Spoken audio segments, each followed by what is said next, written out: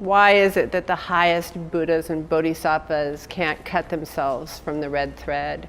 The red thread is all the things we want to avoid, right? Jealousy and obsession and all the things of being human and frustration and suffering. But the red thread is associated with the feminine. At the time they called it the red thread in Zen, but it also exists in Greek mythology. It exists with Psyche and Eros. The red thread takes you into the labyrinth and the red thread gets you out of the labyrinth. But at the time Zen came up with the expression, it was associated with the vermilion underwear that courtesans wear. The idea being that you can't cut yourself off from that part in order to escape into some vaporware reality where you don't have to be human. It's a really hard sale. I think we all want to get out of here in some way. And then really what you discover, or what I've discovered, what I continue to discover is this: you get out and what you find is a foundation of joy. That's what exists, is this foundation of joy. From that groundwork, you come back and really you just do the work of happiness. And the work of happiness is just sharing it with others in such a way that they share it with others. And then I light your candle, which takes nothing from mine, and you light your candle, and you light your candle, and then pretty soon we're all well lit. To those folks, I say thank you. They're a lot smarter than me, located where I'm at. But and they strongly suggest that I not be funny. But I'm Italian, and that's like saying, like, don't eat pasta to an Italian. That is impossible. But it's impossible not because I take things lightly. I think that humor is not a trivial thing. I think that humor is the source of resilience. And across the world, I have traveled the world and come back to New York. And as I did, I found the same thing. Everywhere, again and again, there were primarily women, but often men, sitting around making humor out of human suffering, and in order to build a resilience to keep going. There's story after story after story of women who sit at tables, and there's kids, and the husband is away, and there's the laundry and the dishes, and they're sitting together and they're finding a way to find humor. And Alan Watts said, life is far too grave to be approached seriously.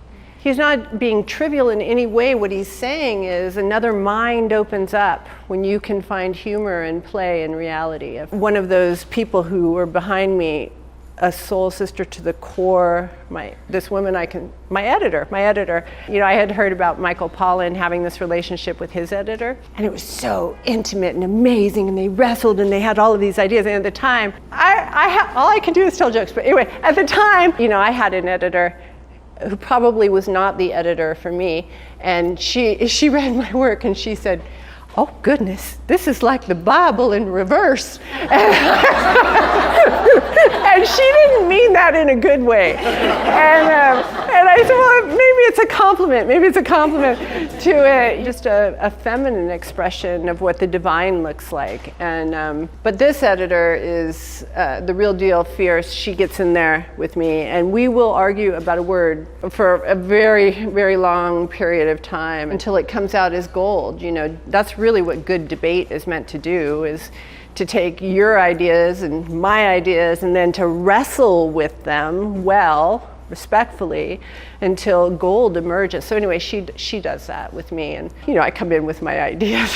And I see her face on the Zoom, and then we refine it. We keep refining it into noble gold. And she was saying, last night she just wrote, she said that 2 people had come into her sphere, and there were men who were so deeply and profoundly looking for strong women. She sent me that song, Hard-Headed Woman. And then she started looking for the best books in feminism. And that really what's out there is kind of this idea that being a woman is this grueling experience of making it through subjugation in the patriarchy. And she said what's different is that you talk about the joy of being a woman in such a way that it radiates, and then everyone gets to experience the joy. Toot my own horn, but that is really fundamentally my message, and how the world transforms when you transform that ground, that view of what it is and what's possible. One of my great ideas that I thought was really funny that got nixed was I thought I should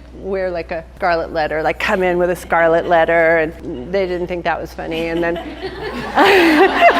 I thought I'd kind of wear like something scarletish because it's a strange thing. I spent 20 years being a female in the front, and when you do that, I think it might be a different role than being a man in the front. I don't know how many men get lots of emails about their hairstyle. My friend Kathleen says, when you admit that you are a woman who does not reject her sexuality, you get bimbified. Immediately people assume that you're not very smart, and then you become an object and you have a collection this big of the idea of who people thought I should be. If I ran the world, the message would be who you are. Radiant, exactly, uniquely who you are in the collective of people, and that we aren't going to get where we want to go by anyone conforming to any idea of who they should be in order to be virtuous. It's going to be when each unique gift comes out and illuminates the world and the room. I like stories. I practice Eros, and in Eros, in a feminine tradition, it's rooted fundamentally in equality. Some of those people who are behind me, they come from other traditions, and in those traditions, you put your title in front of you, right? So it would be like whatever title, some title. I won't say the various titles because I don't want to call anybody out, but in Eros, the highest title, the title that I get when I'm an absolute complete master is erotic artist. I begin to see life as art. And then I move out of the mindset that says, oh, this is happening to me, there is nothing I can do. I've melted down that mind. That's why I chose Om, because it is a positively incentivized way to melt down the mind that is an endless traffic jam of bad ideas. And I say bad ideas because they're usually like, how do I get mine? Do I look bad? Am I going to get approval? If I fake well enough, will I be liked? Do I belong? I don't belong. There's not enough in the world. Usually, and that just circulates in various ways with a lot of evidence that we collect in order to support terrible ideas. And that mind, as far as I can tell, needs to be melted down. But the melting down processes I've seen are more painful than the ideas themselves. So I had this practice to Om in order to melt it down. Well, then you melt it down to gold, and what do? That's the next part. And the next part is really beginning to learn how to work with it. 'Cause now what you've done is liberated the imagination. And the imagination, again, is seen as trivial or trite, but I actually think life's purpose is to liberate the imagination, because when you do that, you have the option of seeing everything through 3D glasses that are like, you're a little bit in love with everything.